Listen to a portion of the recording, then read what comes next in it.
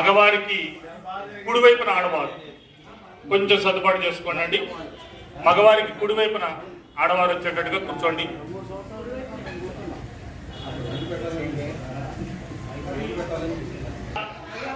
ఆలస్యమై సర్దుబాటు చేసేటటువంటిది హోమగుండము అలంకరణ. దాని యొక్క నిర్వహణకి కొంచెం ఆలస్యమైనా సరే అన్ని మనం సర్దుకుంటే వరుసగా ఎక్కడా కూడా మధ్యలో ఆలస్యం లేకుండా కార్యక్రమాన్ని సకాలంలోనే మనం ముగించుకుందాం. భక్తజనులు యజమాన దంపతులు విస్పష్టంగా కూర్చొని సుదర్శన పూజా హోమ కార్యక్రమాలను తిలకించి సుదర్శన హోమంలో మీ స్వహస్తాంత హోమ కార్యక్రమాన్ని నిర్వహణ చేసుకోవాల్సిందిగా కోరుతున్నాం. ఇక పూజా కార్యక్రమాన్ని ప్రారంభిస్తున్నాం. భక్తజనులు విచ్చేసి పూజా కార్యక్రమాన్ని తిలకించవలసిందిగా మనవి. శ్రీ గురుభ్యో నమః. హరి ఓం. సమర్ప్యాసక్తభక్తౌఘరక్షీ నివసతు హృదయే మే స్వాంఘ్రిభక్తిన్ వితన్వన్ అయమోర్ధపుండ్రవజహన్మకుటం సునాసం మందస్ఫితం మకరకుండల చారుగండం బింబాధరం బహుళ దీర్ఘకృపాకటాక్షం శ్రీవేంకటేశమజమాత్మని భావయేహం. ఆపదామపహర్తారం దాతారం సర్వసంపదాం లోకాభిరామం శ్రీరామం భూయో భూయో నమామ్యహం. సుగ్రీవమిత్రం పరమం పవిత్రం సీతాకళత్రం నవమేఘగాత్రం కారుణ్యపాత్రం శతపత్రనేత్రం శ్రీరామచంద్రం సతతం నమామి. వందే శంభూమాపతిం సురగురుం వందే జగత్కారణం వందే పన్నగభూషణం మృగధరం వందే పశూనాం పతిం వందే సూర్యశశాంకవన్నినయనం వందే ముకుందప్రియం వందే భక్తజనాశ్రయం చ వరదం వందే శివం శంకరం. సర్వార్థసాధకే శరణ్యే త్రయంబకే దేవి నారాయణి నమోస్తుతే. అతులిత బలధామం స్వర్ణశైలాభదేహం ధనుజవనకృశానం జ్ఞానినామగ్రగణ్యం సకల గుణనిధానం వానరాణామధీశం రఘుపతి ప్రియభక్తం వాతజాతం నమామి. యత్ర యత్ర రఘునాథ కీర్తనం తత్ర తత్ర కృతమస్తకాంజలిం బాష్పవారి పరిపూర్ణలోచనం మారుతిం నమత రాక్షసాంతకం. ఆంజనేయమతి పాటలాలడం కాంచనాద్రి కమనీయ విగ్రహం పారిజాత తరుమూలవాసినం భావయామి పవమాననందనం. శంఖం చక్రం చ చాపం పరశుమసి విషం శూలపాశాంకుశాబ్జం బిభ్రాణం వజ్రకేటం బలముసలగదా కుంతమచక్రదముష్ట్రం జ్వాలాకేశం త్రినేత్రం జ్వలధనరిపం హారకేయూరభూషం ఛాయే షడ్కోణ సంస్థితం సకల రిపుజన ప్రాణ సంహార చక్రం వక్రతుండ మహాకాయ కోటి సూర్య సమప్రభ నిర్విఘ్నం కురు మే దేవా సర్వకార్యేషు సర్వదా. గురుర్బ్రహ్మ గురుర్విష్ణు గురుర్దేవో మహేశ్వరః గురు సాక్షాత్ పరబ్రహ్మ తస్మై శ్రీ గురవే నమః.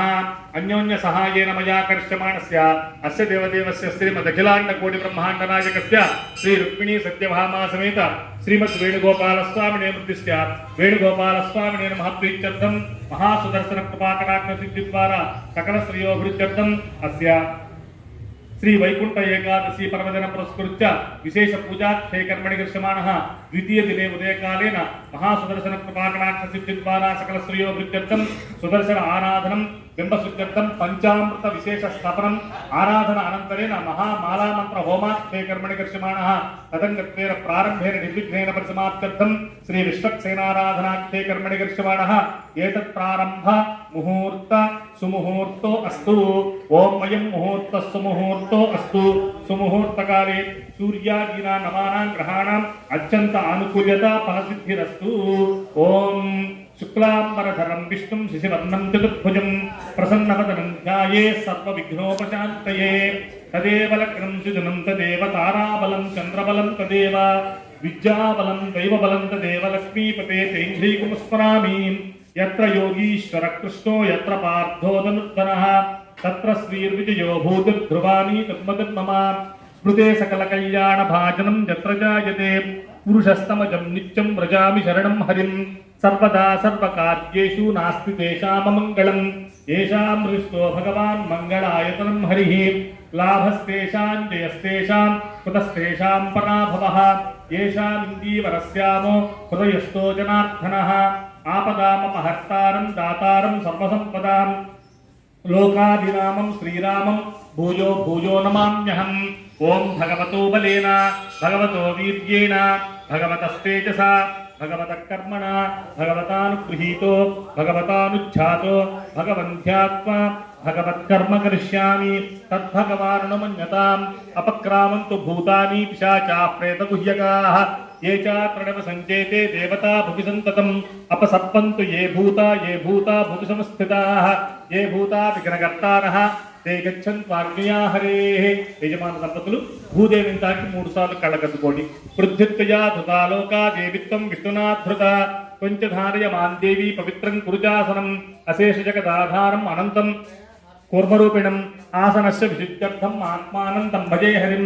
అమ్మనంతాసనాయ నమః యం యోగాసనాయ నమః విం విమలాసనాయ నమః రం కూర్మాసనాయ నమః ఇది భూషుద్ధిం కృత్వా ఓం ఆచమ్య ఋగ్వేద ప్రీణాతు యజుర్వేద ప్రీణాతు సామవేద ప్రీణాతు అథర్వవేద ప్రీణాతు ఇతిహాసవేద ప్రీణాతు చంద్రమా ప్రీణాతు మహేశ్వర ప్రీణాతు ఆదిత్య ప్రీణాతు సోమ ప్రీణాతు దిశ ప్రీణంతు దిశ ప్రీణంతు వాయు ప్రీణాతు వాయు ప్రీణాతు ఇంద్ర ప్రీణాతు విష్ణు ప్రీణాతు అగ్ని ప్రీణాతు హరి శ్రీకృష్ణాయ నమః. ఓం ప్రణవస్య పరబ్రహ్మ ఋషి దైవీ గాయత్రీ ఛందః పరమాత్మా దేవత ప్రాణాయామేన యోగః. ఓం భూః ముస్లిం ప్రాణాయామం చేయండి స్వామి. ఓం భూః ఓం భవః ఓం శుభః ఓం మహః ఓం జనః ఓం తపః ఓం సత్యం ఓం తత్సవితుర్వరేణ్యం భర్గో దేవస్య ధీమహి ధియో యో నః ప్రచోదయాత్. ఓమాపో జ్యోతిర్సోమృతం బ్రహ్మభూర్భువస్వరోం. నమస్కారం చేసుకోండి. శుభాభ్యాం శుభే శోభనే అభ్యుదయ ముహూర్తే శ్రీ మహావిష్ణోరాజ్ఞయ ప్రవర్తమానస్య అద్య బ్రహ్మణః ద్వితీయ పరార్థే శ్వేతవరాహ కల్పే వైవస్వత మన్వంతరే అష్టావింశన్మహాయుగే కలియుగే ప్రథమ పాదే జంబూద్వీపే భరతవర్షే భరతఖండే మేరోర్దక్షిణ దిగ్భాగే శ్రీవేంకటాచలస్యోత్తర ప్రదేశే అహోబల గరుడాచలస్య పూర్వదిగ్భాగే శ్రీరంగస్యోత్తరదేశే కృష్ణా గోదావర్యోర్మధ్యదేశే భగవత్ ఆలయ సమీపే భగవత్ పూజా మండపే భగవత్ భాగవత ఆచార్యాణాం సన్నిధౌ అస్మిన్ వర్తమానే వ్యావహారిక చాంద్రమానేన శ్రీమద్ క్రోధీనామ సంవత్సరే దక్షిణాయనే హేమవంతరతో పుష్యమాసే శుక్లపక్షే ద్వాదశ్యాం స్థిరవాసరే ఉదయకాలే శుభనక్షత్రే శుభయోగ శుభకర్ణ ఏవం గుణ విశేష విశిష్టాయ అస్యాం శుభతిథౌ అస్య దేవదేవస్య శ్రీమద్ అఖిలాండకోటి బ్రహ్మాండ నాయకస్య శ్రీ రుక్మిణీ సత్యభామా సమేత శ్రీమద్ వేణుగోపాలస్వామినే ఉద్దిశ్య వేణుగోపాలస్వామినే నమః ప్రీత్యర్థం మహాసుదర్శన కృపాకటాక్ష సిద్ధి ద్వారా సకల శ్రేయోభివృద్ధ్యర్థం శ్రీ సుదర్శనమూర్తే నమః అనుగ్రహ సిద్ధి ద్వారా సకల శ్రేయోభివృద్ధ్యర్థం విశేష సుదర్శన ఆరాధనం మహామాలామంత్ర హోమాఖ్యే కర్మణి గృహ్యమాణః తదంగత్వేన అస్య యజమానస్య శ్రీమాన్ శ్రీమతః మార్కండేయ గోత్రోద్భవస్య లీలా వెంకట సుబ్రహ్మణ్యం నామధేయస్య రాణీ ధర్మపత్ని సమేత మాలామంత్ర హోమం. ఒకసారి మనం గమనిస్తే దేవతలు ఉపదేవతలు అనేటటువంటి 2 భాగాలు. అంటే ప్రతి దేవతకి కూడా అసిస్టెంట్స్ చుట్టూ కొంతమంది ఉపదేవతలు ఉంటారు. ఒక్కో సందర్భంలో వారిని కూడా అర్చించవలసి వస్తూ ఉంటుంది. అలా రాత్రి మనం కళ్యాణం చేసుకున్న క్రమంలో సమస్తమైనటువంటి జనన మరణాల వల్ల వచ్చేటటువంటి ఆశౌచం నుంచి నిర్మూలన చెందడం కోసం కంకణం కట్టుకున్నాం. ఆశౌచ నిర్మూలన చేసే దేవత ఎవరంటే నాగరాజు. కంకణాల మీద నాగరాజును ఆవాహన చేసి నాగరాజు చేత అర్చించబడినటువంటి నాగరాజు ద్వారా ఆరాధన చేయబడిన ఆ కంకణాన్ని మనం ధరింపజేసుకోవడం వల్ల కార్యక్రమం జరిగేంత వరకు కూడా మనకి ఎలాంటి ఆశౌచాలు వచ్చినా సరే వాటి నుంచి మనకి విమోచన లభించి కార్యక్రమం యొక్క సుఫలం మనం పొందుతాం. అది కంకణాలు పెట్టుకునేందుకు ఉన్నటువంటి కారణం. అట్లా కొంతమంది ప్రత్యేకంగా ఆ ఉపదేవతను అర్చించవలసిన సమయంలో ఈ ఉపదేవతల్లో అగ్రగణ్యుడు ఎవరు అంటే మహాసుదర్శనమూర్తి. సుదర్శనుడికి ప్రత్యక్షంగా రాత్రి కూడా మనం ఉదహరించుకున్న నారాయణుడి యొక్క సమస్తమైనటువంటి ఆయుధముల్లో ఒక ప్రత్యేకమైనటువంటి ఆయుధం సుదర్శనమూర్తి. ఈ సుదర్శనమూర్తిని మిగిలినటువంటి సమస్తమైన నారాయణ స్వరూపాలన్నీ కూడా అలంకరణగా జరిగినే వాళ్ళు ధరించారే తప్ప ఆయుధంగా ఎవ్వరూ ప్రయోగించలేదు. ఆయుధంగా ప్రయోగించి దుష్టుల నుంచి మనల్ని రక్షించి సమస్తమైనటువంటి ధర్మాన్ని ప్రబోధన చేసి సవ్యమైన మార్గంలో ధర్మాన్ని పెట్టినటువంటి వాడు ఒక్క శ్రీకృష్ణ పరమాత్మ మాత్రమే. అందువలన ఏ వైష్ణవ ఆలయాల్లో సుదర్శన హోమం చేసినా ఆయన అర్చన చేసినా గొప్పదే, కానీ కృష్ణాలయంలో సుదర్శన ఆరాధన చాలా గొప్పది. ఎందుకంటే ఆయన సమ్మోహనంగా సుదర్శన మూర్తిని తను కేవలం అలంకారం కోసం ధారణ చేయటమే కాకుండా ధారణ చేసినటువంటి సుదర్శన మూర్తిని ప్రయోగించి అనేక మంది రాక్షసులను సంహరించారు. ఈ సంహరించినటువంటి క్రమంలో మనం ప్రతి సంవత్సరం కూడా చెప్పుకుంటున్నాం, మరి ఒకసారి చెప్పుకుందాం.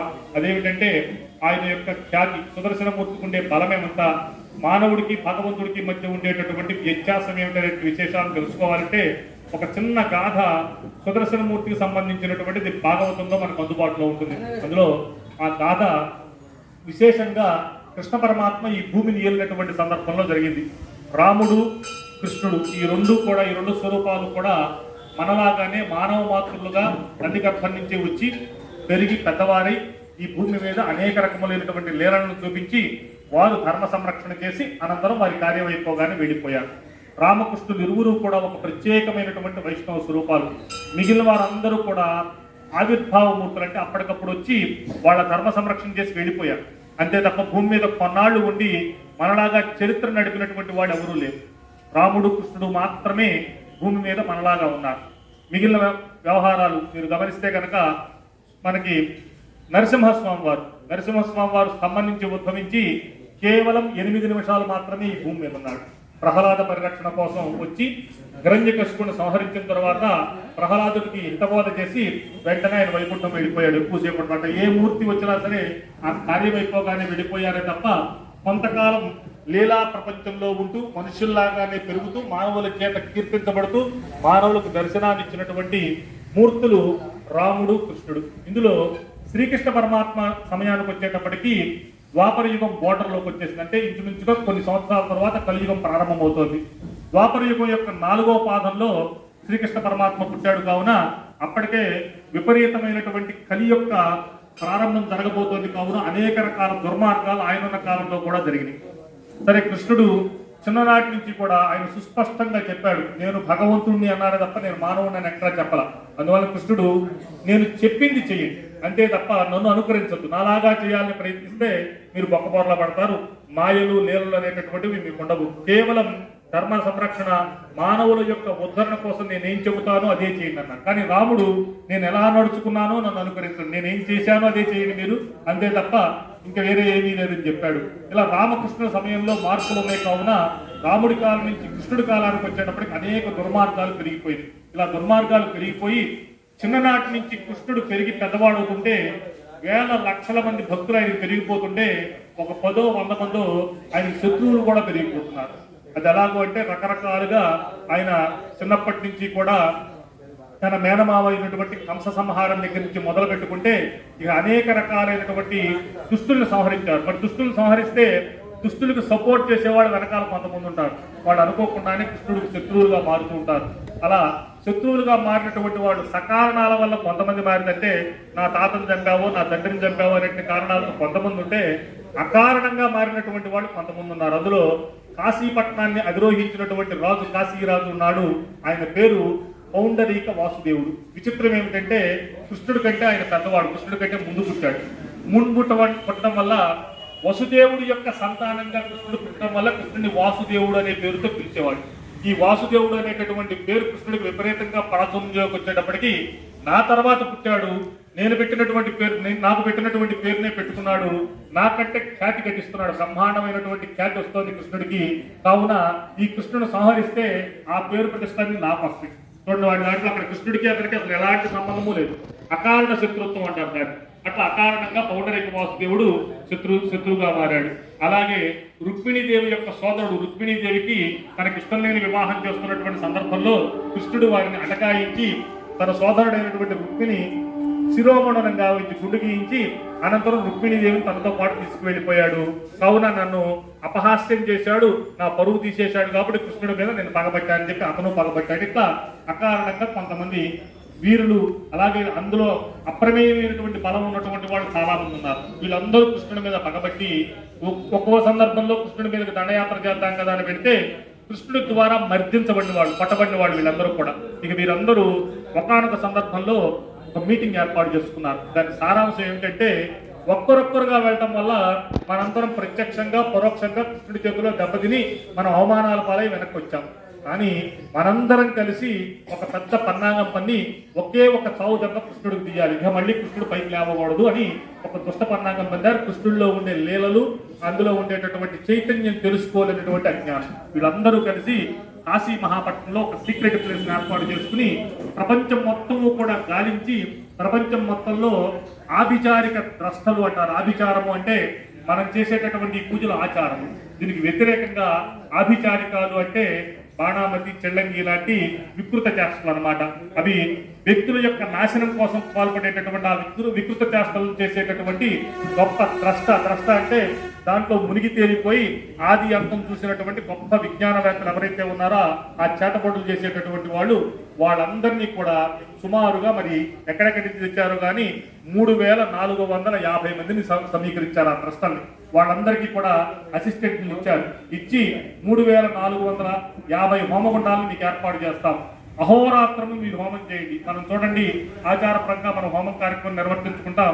మిట్ట మధ్యాహ్నం అయ్యే సమయానికి దీన్ని సంపూర్ణం చేసుకుంటాం, మళ్ళీ మనం భోజనం చేసుకుంటాం, సాయంత్రమో రేపో ఎల్లుండో మనకి ఏది కావాల్స్తే అది పూజలు చేసుకుంటాం. కానీ ఈ ఆభిచారిక హోమం చేసే వాళ్ళు అట్లా నిద్రాహారాలు మానేసేసి, ఒకవేళ వాళ్ళు ఏదైనా పక్కకు వెళ్లాల్సి వచ్చినా వాళ్ళ బదులు ఇంకొకళ్ళు పెడుతూ అట్లా నిర్విరామంగా నిరంతరాయంగా అహోరాత్రము రాత్రి పగలు హోమం జరుగుతూ సుమారుగా 35 సంవత్సరాల పాటు 3450 హోమగుండాల్లో ఈ కాశీ మహాపట్నంలో ఒక సీక్రెట్ ప్లేస్ లో ఒక గొప్ప ఆభిచారిక హోమాలను వాళ్ళు చేశారు. 35 సంవత్సరాల పాటు నిర్విఘ్నంగా చేశారట.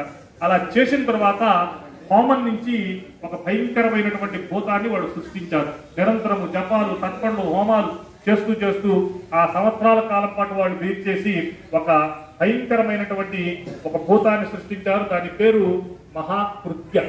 కృత్య అనేటటువంటి పేరు కలిగినటువంటి ఆ భూతము ఎల్లవేళలా తన నాలుక రక్తంతో తడుస్తూ ఉండాలి. రక్తం తర్పణ చేయకపోతే కనుక దానికి విపరీతమైన కోపం వస్తూ ఉంటుంది. రెండవది తమోగుణంతో ఉండటం వల్ల దానికి ఎక్కువ ఓర్పు ఉండదు. ఈ మహాకృత్యను సృష్టించినటువంటి వీళ్ళందరూ కూడా నువ్వు ద్వారక అనే నగరంగా వెళ్ళు, ఎందుకంటే నీకు దక్షిణ భాగంలో ఆ ద్వారక ఉంటుంది. ఈ విధంగా ద్వారక వెళ్ళిన తర్వాత కృష్ణుడు అనేటటువంటి పేరు కలిగిన ఒక రాజు ఉంటాడు, వాడిని సంహరించి మా దగ్గరికి వచ్చేసి అని చెప్పి దానికి దిశానిర్దేశం చేశారు. దానికి కావాల్సిన ఆహారాన్ని పెట్టారు. అది ఆహారాన్ని భుజించి వెంటనే ద్వారకా నగరం దగ్గరికి వెళ్ళింది. అయితే అప్పటికే మీరు గమనించండి, కృష్ణుడి కాలంలోనే ఇప్పుడున్నటువంటి రాజకీయ సమీకరణాలు, ఇప్పుడు ఎట్లాగైతే ఇక్కడుండేటటువంటి రాష్ట్ర పరిపాలన, హస్తినాపురం వెళ్ళి ఢిల్లీలో అక్కడ ఉండేటువంటి మంత్రాలు చేయటము, ఇట్లా కేంద్ర రాష్ట్ర పరిపాలన ఎట్లా జరుగుతుంది, అప్పుడు కూడా కొంత రాజకీయం ప్రవేశించింది. ఆ కారణాల వల్ల కృష్ణుడు ద్వారకను పరిపాలిస్తూ మిగిలిన లోక కళ్యాణం కోసం, లోకంలో ఉండేటటువంటి జనుల యొక్క సాధక బాధకాల నిర్వహణ చేయడం కోసం వాళ్ళ సామ్రాజ్యాలు అప్పుడప్పుడు సంచరించి వస్తూ ఉండేవాడు. అలా సంచారానికి కృష్ణుడు వెళ్ళినప్పుడు తను ఉండగా ద్వారకకి నష్టమేమీ లేదు. తను మాయోపాయం ద్వారా ద్వారక నగరాన్ని రక్షించగలరు. తను ద్వారక దాటి బయటికి వెళ్ళినప్పుడు ద్వారకా నగరంలో తను లేని సమయంలో ద్వారకలో ఉండేటటువంటి జనులను ఎవరైనా వచ్చి హింసిస్తారేమో అనేటటువంటి అనుమానంతో శ్రీకృష్ణ పరమాత్మ సుదర్శనమూర్తిని ద్వారకా నగరానికి కాపలా పెట్టి వెళ్ళేవాడు. ఇక ఈ మహాకృత్య వచ్చే సమయానికి దాని దురదృష్టవశాత్తు, మన అదృష్టవశాత్తు కృష్ణుడు దాంట్లో లేడు.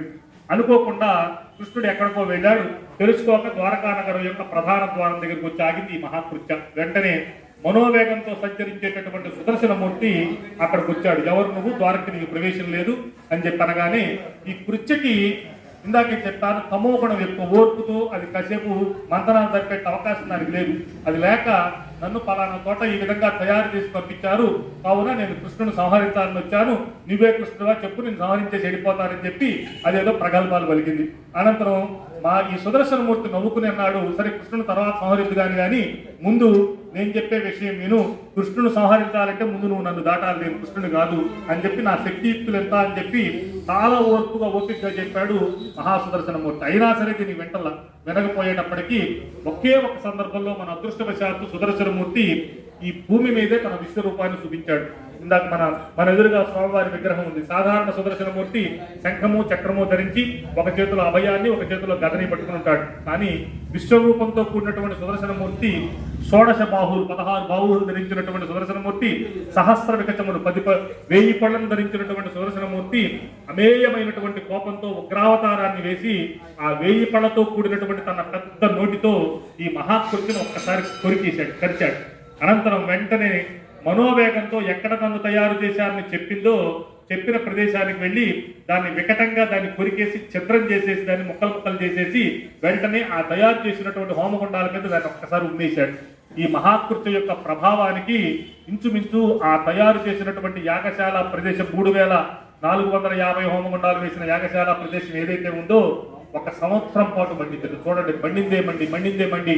ఈరోజు మనం ఆటం బాంబు అనేటటువంటి ఒకటి చెప్పుకుంటూ ఉంటాం.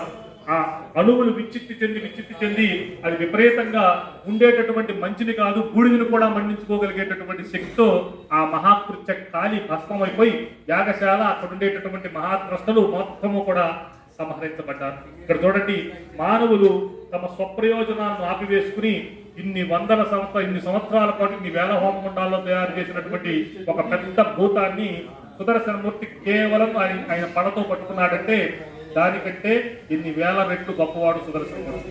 సుదర్శనమూర్తిని అట్లాంటి వేల రెట్లు గొప్పవాడైన సుదర్శనమూర్తిని కృష్ణుడు ఒక్కసారి కలుసుకోగానే వినమ్రుడుగా వచ్చి కృష్ణుడు పాదాల దగ్గర ఉంటున్నాడంటే కృష్ణుడు సాధారణమైన వాడైతే సుదర్శనుడు లోకడు. అది ఆయన కంటే ఈ 2000 రెట్లు గొప్పవాడు ఒక్కసారి ఆలోచించుకోండి. శ్రీకృష్ణ పరమాత్మ ప్రత్యక్షంగా సుదర్శనమూర్తిని ధరించి ఆయన సుదర్శనమూర్తిని ప్రయోగించి ధర్మరక్షణ కోసం పాల్పడ్డాడు. అందువల్ల కృష్ణాలయాల్లో సుదర్శనుడి యొక్క ఆరాధన అయినా సుదర్శన హోమైనా మహాపవిత్రవంతమైంది. ఆయనకు అమేయమైనటువంటి బలాన్ని ఇచ్చేది. ఆ హనుమత్ ఆలయాల్లో రామనామస్మరణ ఎంత గొప్పదో ఈ కృష్ణాలయాల్లో సుదర్శన ఆరాధన అంత గొప్పది. స్వామివారి ఆరాధన చేయాలంటే విగ్రహాన్ని పంచామృతంతో శుద్ధి చేసుకోవాలి. కావున పంచామృత ఆరాధన అయింది. ఇక యజమాన దంపతులు లేచి వచ్చి స్వామివారికి సంబంధించినటువంటి అభిషేక కార్యక్రమాన్ని స్వహస్తాలతో నిర్వర్తించుకుని సంపూర్ణంగా అర్చనా కైంకర్యాలను చేయవలసిందిగా మనవి చేస్తున్నాం. ఒక్కొక్క దంపతులు రండి స్వామి.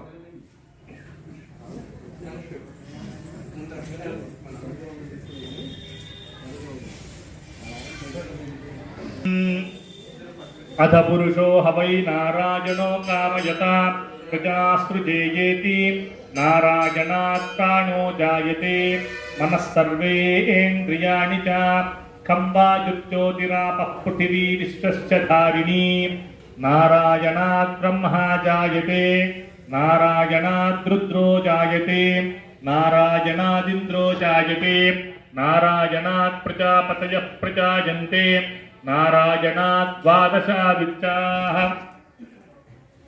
రుద్రావసవః సర్వాణి చ ఛందాగుంసి నారాయణాదేవ సముత్పద్యంతే నారాయణే ప్రవర్తంతే నారాయణే ప్రలీయంతే. ఓం మథ నిత్యో నారాయణః బ్రహ్మా నారాయణః శివశ్చ నారాయణః శక్రశ్చ నారాయణః ధ్యావా పృథివ్యౌ చ నారాయణః కాలశ్చ నారాయణః దిశశ్చ నారాయణః ఊర్ధ్వశ్చ నారాయణః అధశ్చ నారాయణః అంతర్బహిశ్చ నారాయణః.